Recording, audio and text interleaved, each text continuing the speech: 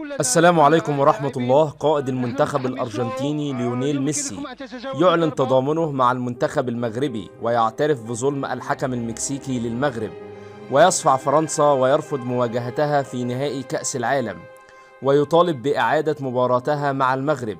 ولكن قبل ما نبدأ، عطر فمك بذكر الله والصلاة والسلام على رسول الله عليه أفضل الصلاة والسلام. هزت مباراة فرنسا والمغرب العالم بعد فوز المنتخب الفرنسي بنتيجة غير مستحقة، وذلك بسبب مؤامرة تحكيمية هزت العالم وأثارت الجدل. الحكم المكسيكي لم يحتسب ضربتي جزاء للمنتخب المغربي كانت من شأنها جعل الفوز السهل من نصيب المنتخب المغربي.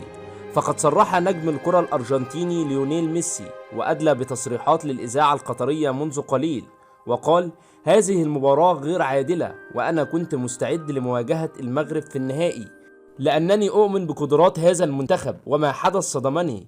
لكن الذي صدمني أكثر هو أن هذا المنتخب أقصي ظلما بسبب هذا الحكم المكسيكي، فقد ألغى ضربتي جزاء لصالح المغرب، وهذا ظلم كبير ويجب ألا يحدث.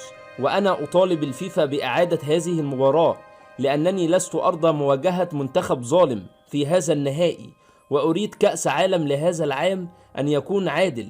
وكفانا ظلم وانحياز للدول الأوروبية على حساب باقي العالم، وأنا متخوف من تكرار نفس الأمر ضد المنتخب الأرجنتيني في النهائي.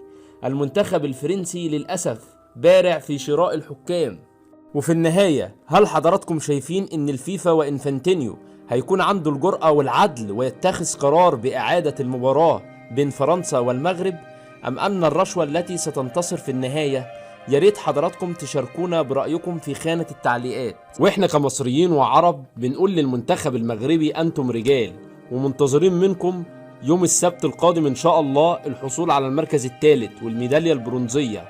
وفي النهاية، لو انت محب للمنتخب المغربي، يا ريت ما تبخلش علينا بلايك، ولا تنسى الاشتراك بالقناة ليصلك كل جديد.